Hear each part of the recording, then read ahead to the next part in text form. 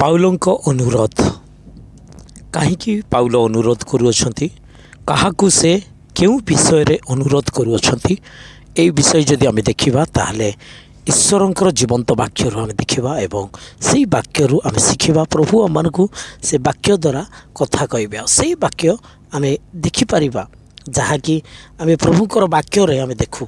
ଆଉ ସେହି ବାକ୍ୟ ହେଉଛି ଫିଲେମନଙ୍କର ନିକଟକୁ ପାଉଲଙ୍କର ପତ୍ର, ଯାହାକି ଆମେ ଦେଖୁ ଯେ ଅନିସିମ ଜଣେ ଦାସ ଯିଏକି ଫିଲେମନଙ୍କ ନିକଟରେ ଥିଲା, କିନ୍ତୁ ବର୍ତ୍ତମାନ ସେ ପାଉଲଙ୍କ ନିକଟରେ ଅଛି। ତେଣୁକରି ପାଉଲ ଜାଣୁଛନ୍ତି ଯେ ଅନିସିମଙ୍କର ଅବସ୍ଥା ପରିସ୍ଥିତି, ଯଦ୍ୟପି ସେ ଜଣେ ଦାସ କିନ୍ତୁ ବର୍ତ୍ତମାନ ସେ ପ୍ରଭୁଙ୍କର ହୋଇ ପ୍ରଭୁଙ୍କୁ ବିଶ୍ୱାସ କରି ପାଉଲଙ୍କର ସହିତ ଅଛି।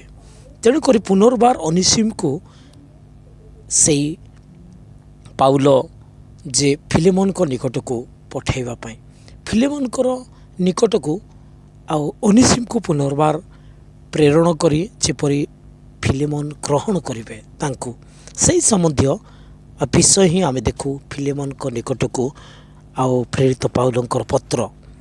ଆମେ ଏହି ସନ୍ଦର୍ଭରେ ଯଦି ପାଠ କରିବା ତେବେ ଆମେ ବୁଝିପାରିବା। ଅନୁରୋଧ କରୁଅଛି ଆଉ ମୁଁ ତୁମକୁ ଆଦେଶ ଦେଉଅଛି।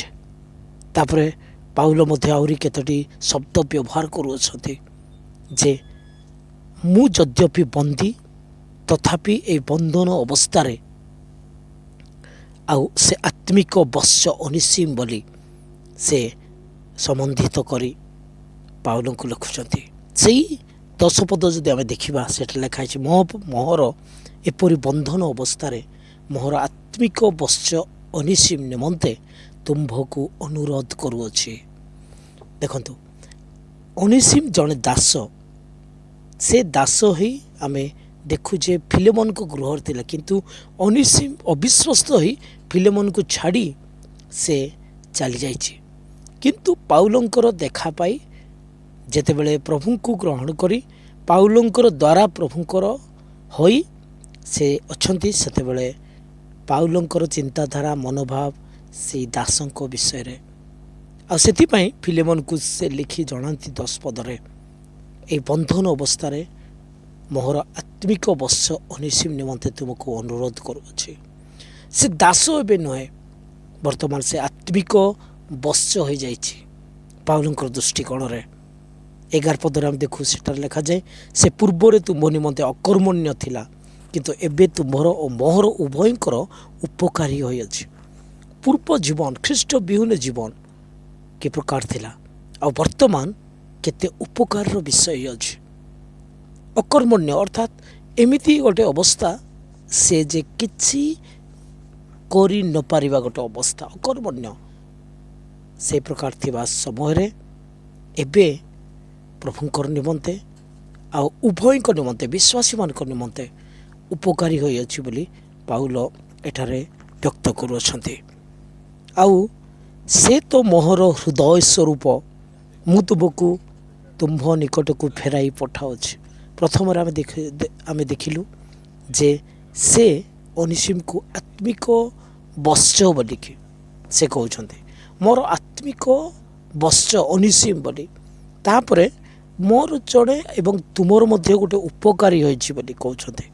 ତାପରେ ଆଉ ଗୋଟେ ଶବ୍ଦ ବ୍ୟବହାର କରୁଛନ୍ତି, ଆଉ ସେ ଯେ ମୋର ହୃଦୟ ସ୍ୱରୂପ। ଦେଖନ୍ତୁ, ଏହି ପ୍ରକାର ଚିନ୍ତାଧାରା ଆମ ବିଶ୍ୱାସୀମାନଙ୍କର ଜୀବନରେ ରହିବାର ଅଛି। ମୋହର ବତ୍ସ, ମୋହର ହୃଦୟ ସ୍ୱରୂପ, ଏହି ସବୁ ବିଷୟ ରହିବାର ଅଛି। ତେଣୁକରି ଆମେ ଦେଖୁଅଛୁ ଯେ ସୁସମାଚାର ନିମନ୍ତେ ବନ୍ଧନ ଅବସ୍ଥାରେ ଆଉ ତୁମ୍ଭ ସ୍ଥାନରେ ମୋର ସେବା କରିବା ପାଇଁ ପାଖରେ ରଖିବାକୁ ମୋର ମନ ହେଉଥିଲା, କିନ୍ତୁ ମୁଁ ତୁମ ନିକଟରେ ପଠାଉଛି। ଆଉ ତୁମ୍ଭେ ତାହାକୁ ଆଉ ଦାସର ସ୍ୱରୂପେ ନ ପାଇ ବରଂ ଦାସଠାରୁ ଶ୍ରେଷ୍ଠ ଅର୍ଥାତ୍ ଜଣେ ପ୍ରିୟ ଭ୍ରାତା ସ୍ୱରୂପେ ଅନନ୍ତ କାଳ ପାଇଁ ପାଅ। ଆଉ କିଛି କାଳ ତୁମଠାରୁ ସେ ଅନ୍ତର ହୋଇଥିଲା ବୋଲି ଭାବ। ଆମେ 15 ପଦରେ ଆମେ ଦେଖୁ, କାରଣ ହୋଇପାରେ ଯେପରି ତୁମ୍ଭେ ତାହାକୁ ଆଉ ଦାସ ସ୍ୱରୂପେ ନ ପାଇ ବରଂ ଦାସଠାରୁ ଶ୍ରେଷ୍ଠ ଅର୍ଥାତ୍ ଜଣେ ପ୍ରିୟ ଭ୍ରାତା ସ୍ୱରୂପେ ଅନନ୍ତ କାଳ ପାଇଁ ପାର, ଏଥିପାଇଁ ସେ କିଛି କାଳ ନିମନ୍ତେ ତୁମଠାରୁ ଅନ୍ତର ହୋଇଥିଲା। ଏହି ପ୍ରକାର ଚିନ୍ତାଧାରା ଆମେ ପ୍ରତ୍ୟେକ ବିଶ୍ୱାସୀମାନେ ନେବାକୁ ହେବ। ଏହି ପ୍ରକାର ଚିନ୍ତାଧାରା ଆମମାନଙ୍କର ବିରୋଧୀମାନେ, ଆମମାନଙ୍କୁ ଯେଉଁମାନେ ଆମମାନଙ୍କୁ ପ୍ରତ୍ୟାଖ୍ୟାନ କରି କିମ୍ବା ଆମମାନଙ୍କୁ ସେମାନେ ଆମମାନଙ୍କ ଠାରୁ ଅଲଗା ହେଇଥାନ୍ତି, ହେଲେ ଆମମାନଙ୍କର ଚିନ୍ତାଧାରା ସେମାନଙ୍କ ସଦୃଶ୍ୟ। ଆମେ ବିଶ୍ୱାସୀମାନେ ପ୍ରଭୁଙ୍କର ବାକ୍ୟ ଆଧାରରେ ଜୀବନ କାଟିବା ବିଶ୍ୱାସୀମାନେ, ଆମମାନେ ଆତ୍ମିକ ଭାବେ ସବୁ ଚିନ୍ତା କରି ଆମକୁ ଦୁଃଖ ଦେଇଥିବା ଲୋକମାନଙ୍କୁ ସେମାନେ ଯଦି ଫେରି ଆସନ୍ତି ପ୍ରଭୁଙ୍କର ହୋଇ ପ୍ରଭୁଙ୍କୁ ଗ୍ରହଣ କରନ୍ତି, ତାହେଲେ ଆତ୍ମିକ ବଶ୍ୟ ଅନିସିମ ହେଇଗଲେ। ତାପରେ ମୋର ହୃଦୟ ସ୍ୱରୂପ ବୋଲି ବି ପାଉଲ କହୁଛନ୍ତି। ସେ ଜଣେ ଦାସ, ଆଉ ସେଇ ଦାସ କ'ଣ ଅନିଷ୍ଟ କରି ସେ ଆଉ ଫିଲେମନଙ୍କ ଠାରୁ ଚାଲି ଯାଇଥିଲା। କିନ୍ତୁ ପାଉଲ ଆଉ ଥରେ ଲେଖି ଅନୁରୋଧ କରୁଛନ୍ତି, ତୁମେ ଗ୍ରହଣ କର, ସେ ଏବେ ମୋର ହୃଦୟ ସ୍ୱରୂପ ହୋଇଛି ବୋଲି। ପ୍ରିୟମାନେ, ଏହି ସମସ୍ତ ବିଷୟ ଆମମାନଙ୍କୁ ଏହା ଶିକ୍ଷା ଦିଏ ଆଉ ପ୍ରଭୁଙ୍କର ରୋବ ଶୁଣି ଆମେ ପରିବର୍ତ୍ତିତ ହେବା ଯେ ଏହି ବାକ୍ୟ ପ୍ରକାର ହିଁ ଆମମାନଙ୍କର ଠାରୁ ଯେଉଁମାନେ କି ଆଉ ଦୂରରେ ଅଛନ୍ତି, ଆମମାନଙ୍କୁ ସେମାନେ ଗ୍ରହଣ କରୁନାହାନ୍ତି କି ଆମମାନଙ୍କର ବିରୁଦ୍ଧରେ ଅଛନ୍ତି, ସେମାନଙ୍କ ପ୍ରତି ଆମମାନଙ୍କର ମନୋଭାବ ଏମିତି ରହିବା ଦରକାର।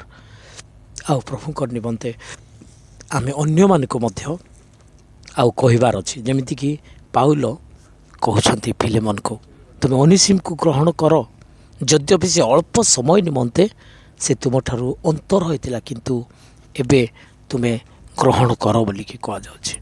ତେବେ ପ୍ରିୟମାନେ, ଆମମାନେ ସବୁ ପରିସ୍ଥିତିକୁ ଆମମାନେ ଗ୍ରହଣ କରିବାର ଅଛି।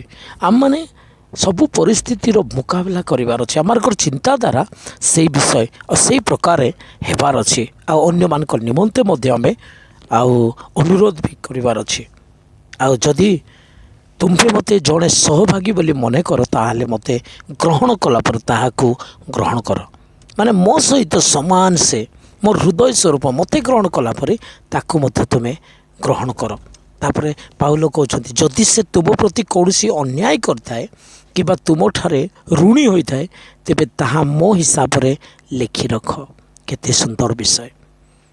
ଯଦି ସେ ତୁମର କିଛି ଅନ୍ୟାୟ କରିଥାଏ, ତୁମ ବିରୁଦ୍ଧରେ ଯାଇଥାନ୍ତେ କିମ୍ବା ତୁମର କ୍ଷତି କରିଥାଏ, ତାହେଲେ ସେଇ କ୍ଷତିପୂରଣ ମୁଁ ଦେବି। ଆଉ ଯଦି ମୋର ଯେଉଁ ଭଳି ଭାବେ ଆଉ ତୁମେ ଦେଖୁଛ ତାକୁ ସେଇ ପ୍ରକାର ଭାବେ ଦେଖ, ଆଉ ତୁମେ ତାହାକୁ ଗ୍ରହଣ କର। ଏହି ବିଷୟ ଗୁଡ଼ାକ ଯେତେବେଳେ ଆମେ ପଢ଼ୁ, ଆଉ ଆମେ ଦେଖୁ ଯେ ପାଉଲଙ୍କର ଚିନ୍ତାଧାରା, ପାଉଲଙ୍କର ମନୋଭାବ, ବିଶ୍ୱାସୀମାନେ ବାକ୍ୟ ଦ୍ୱାରା ଏହି ପ୍ରକାର ହିଁ ବଞ୍ଚିବାର ଅଛି। କୌଣସି ମନୁଷ୍ୟର ପରାମର୍ଶ କି ମନୁଷ୍ୟର କଥା ନ ଶୁଣି ପ୍ରଭୁଙ୍କର କଥା ବା ପ୍ରଭୁଙ୍କର ରୋବ ଏହି ପ୍ରକାର ଶୁଣିବାର ଅଛି। ପ୍ରିୟମାନେ, ତେଣୁକରି ପ୍ରଭୁ ଆମମାନଙ୍କ କଥା କହିଥାନ୍ତି। ଆଜି ମୁଁ ଯେତେବେଳେ ଏହି ବାକ୍ୟ ଧ୍ୟାନ କରୁଥିଲି, ମୋତେ ଇଚ୍ଛା ଲାଗିଲା ଯେ ଆପଣମାନଙ୍କୁ କହିବି। ଯଦ୍ୟପି ମୁଁ ଏବେ ଟ୍ରେନରେ ଅଛି, କିନ୍ତୁ ଈଶ୍ୱରଙ୍କର ବାକ୍ୟ ମୋତେ ଉତ୍ସାହ ଦେଇଥିବାରୁ ଆଜି ଆପଣମାନଙ୍କୁ ମଧ୍ୟ ଆଉ ଏ ଯାତ୍ରା ସମୟରେ ବି ମୁଁ ଏହି ଚିନ୍ତା ଆପଣମାନଙ୍କର ଠାରେ ରଖିବାକୁ ଇଚ୍ଛା କଲି। ଯଦ୍ୟପି କିଛି ଡିଷ୍ଟର୍ବାନ୍ସ ହୋଇଛି, ତଥାପି ଆଉ ଏହି ଚିନ୍ତାକୁ ଆପଣମାନଙ୍କର ସମ୍ମୁଖରେ ରଖୁଛି ଯେ ଆପଣମାନେ ମଧ୍ୟ ଏହି ପ୍ରକାର ଚିନ୍ତାଧାରାରେ ପାଉଲଙ୍କର ମନୋଭାବ ଅନୁସାରେ ଆଗକୁ ବଢ଼ନ୍ତୁ। ଆମମାନଙ୍କର ଚତୁଃପାର୍ଶ୍ୱରେ ମଧ୍ୟ, ଆମମାନଙ୍କ ଜୀବନରେ ମଧ୍ୟ ଅନେକ ଅନିସିମ ଭଳି ଲୋକମାନେ ଅଛନ୍ତି। ଯଦ୍ୟପି ଆମେ ଦେଖୁ ସେମାନେ ଆମମାନଙ୍କର ବିରୁଦ୍ଧରେ ଅଛନ୍ତି, ତଥାପି ଆମେ ସେମାନଙ୍କୁ ସବୁବେଳେ ତାଙ୍କୁ ଗ୍ରହଣ କରିବା ଆଉ ଅନ୍ୟମାନଙ୍କୁ ମଧ୍ୟ କହିବା, ଆଉ ପ୍ରଭୁଙ୍କର ନିମନ୍ତେ ତୁମେ ଗ୍ରହଣ କର। ଆଉ ଆମେ ସେମାନଙ୍କ ପାଇଁ ପ୍ରାର୍ଥନା କରିବା। ଆମମାନଙ୍କର ଚିନ୍ତାଧାରା ମନୋଭାବ ସେ ପ୍ରକାର ରହିବାର ଅଛି। ଆଉ ଦେଖନ୍ତୁ, ଅନିସିମକୁ ଗ୍ରହଣ କର ବୋଲି ଫିଲେମନକୁ କୁହାଯାଉଛି। ଫିଲେମନଙ୍କ ଗୃହରେ ଗୋଟେ ମଣ୍ଡଳୀ ଥିଲା ବୋଲି ଏଠାରେ ଉଲ୍ଲେଖ କରାଯାଇଛି। ଫିଲେମନକୁ କୁହାଯାଉଛି ତୁମ ଗୃହସ୍ଥିତ ମଣ୍ଡଳୀ ବୋଲି। ଅର୍ଥାତ୍ ଫିଲେମନଙ୍କର ଗୃହରେ ଗୋଟେ ପ୍ରଭୁଙ୍କର ବିଶ୍ୱାସୀମାନଙ୍କର ସେ ମଣ୍ଡଳୀ ଆଉ ଚାଲୁଥିଲା। ସେଥିରୁ ଜଣେ ଭାଇ ଯିଏକି ଭୁଲ କରି ଆଉ ଫିଲେମୋନଙ୍କର ଗୃହରୁ ବହୁତ ଦୂରକୁ ଚାଲି ଯାଇଛି। ଆଉ ପାଉଲଙ୍କର ସହିତ ଦେଖା ହେଲା ପରେ ପାଉଲ ତାଙ୍କୁ ପ୍ରଭୁଙ୍କ ବିଷୟରେ କହି ଲାଭ କରିଛନ୍ତି ଏବଂ ପାଉଲ ଆଉ ଦେଖୁନାହାନ୍ତି ତାଙ୍କର ପୂର୍ବ ବିଷୟ, କିନ୍ତୁ ଇଏ ଗୋଟିଏ ଅକର୍ମଣ୍ୟ ଥିଲା, ଅବିଶ୍ୱାସ ଥିଲା। ଠିକ୍ ଅଛି, କିନ୍ତୁ ଏବେ ବର୍ତ୍ତମାନ ପ୍ରଭୁଙ୍କ ନିମନ୍ତେ ଉପକାରୀ, ମୋ ନିମନ୍ତେ, ତୁମ ନିମନ୍ତେ ଏହି ପ୍ରକାର ବୋଲି। ତେଣୁକରି ପ୍ରିୟମାନେ, ଏହି ଚିନ୍ତାଧାରାରେ ଆମେ ମଧ୍ୟ ଆଗକୁ ବଢ଼ିବା। ପ୍ରଭୁ ନିଶ୍ଚିତ ଭାବେ ଆଉ ପ୍ରଭୁ ଆମମାନଙ୍କୁ ଅନୁଗ୍ରହ କରିବେ। ପ୍ରଭୁ ଆମ ସମସ୍ତଙ୍କୁ ସାହାଯ୍ୟ କରନ୍ତୁ। ଆଉ ଥରେ ମୁଁ କହିବି ସବୁଦିନ ଭଳି ଯେ ପ୍ରଭୁ ଯୀଶୁଖ୍ରୀଷ୍ଟ ଯଦି ଏପର୍ଯ୍ୟନ୍ତ ତୁମ ହୃଦୟରେ ନାହାନ୍ତି, ପ୍ରଭୁ ଯୀଶୁଖ୍ରୀଷ୍ଟଙ୍କୁ ନିଜର ବ୍ୟକ୍ତିଗତ ତ୍ରାଣକର୍ତ୍ତା ବୋଲି ବିଶ୍ୱାସ କରୁନାହାନ୍ତି, ତାହେଲେ ଏବେ ହିଁ ସମୟ ଆପଣ ହୃଦୟ ସହିତ ତାଙ୍କୁ ବିଶ୍ୱାସ କରନ୍ତୁ ଆଉ ଡାକନ୍ତୁ, ପ୍ରଭୁ ମୋ ହୃଦୟରେ ଆସ, ମୁଁ ତୁମକୁ ବିଶ୍ୱାସ କରୁଛି, ମୋର ପାପ ପାଇଁ ତୁମେ ମୃତ୍ୟୁବରଣ କଲ, ରକ୍ତ ଝରାଇଲ, ମରିକି 3 ଦିନ ପରେ ଉଠିଛ। ତୁମେ ଏକମାତ୍ର ପ୍ରଭୁ, ମୋତେ ପାପରୁ କ୍ଷମା ଦେବ, ପାପ ପରିତ୍ରାଣ ଦେବ, ଆଉ ମୋ ଜୀବନରେ ଆସ, ମୋ ସବୁ ପାପ କ୍ଷମା କର। ଏତିକି ପ୍ରାର୍ଥନା କରି ପ୍ରଭୁ ଯୀଶୁଖ୍ରୀଷ୍ଟଙ୍କୁ ଗ୍ରହଣ କରନ୍ତୁ, ପରିବର୍ତ୍ତନ କରନ୍ତୁ ମନକୁ। ପ୍ରଭୁ ସାହାଯ୍ୟ କରିବେ ଆପଣଙ୍କୁ ତାଙ୍କର ଏହି ଜୀବନ କାଟିବା ପାଇଁ। ଆଉ ଏହି ପ୍ରକାର ପ୍ରଭୁଙ୍କର ବାକ୍ୟରେ ସ୍ଥିରରେ ଆଗକୁ ବଢ଼ନ୍ତୁ। ସମସ୍ତ ବିଷୟ ନିମନ୍ତେ ପ୍ରାର୍ଥନା କରନ୍ତୁ। ପ୍ରଭୁ ଆପଣଙ୍କୁ ଅନୁଗ୍ରହ କରନ୍ତୁ। ଯଦି ଏପର୍ଯ୍ୟନ୍ତ ମୋର ଏହି ଚ୍ୟାନେଲ୍ SKS ଗସ୍ପେଲ୍ ମିନିଷ୍ଟ୍ରିକୁ ସବସ୍କ୍ରାଇବ୍ କରିନାହାନ୍ତି, ତାହେଲେ ଆପଣ ସବସ୍କ୍ରାଇବ୍ କରିପାରିବେ, ସେୟାର କରିପାରିବେ ଅନ୍ୟମାନଙ୍କୁ, ଆଉ ଯଦି ଭଲ ଲାଗିଲା ତାହେଲେ ଲାଇକ୍ ବି କରିପାରିବେ। ଧନ୍ୟବାଦ।